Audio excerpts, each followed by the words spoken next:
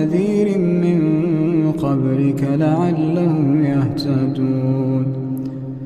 الله الذي خلق السماوات والأرض وما بينهما في 6 أيام ثم استوى على العرش ما لكم من دونه من ولي ولا شفيع أفلا تتذكرون.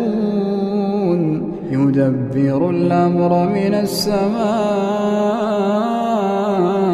إلى الأرض ثم يعرج إليه في يوم كان مقداره 1000 سنة مما تعدون. ذلك عالم الغيب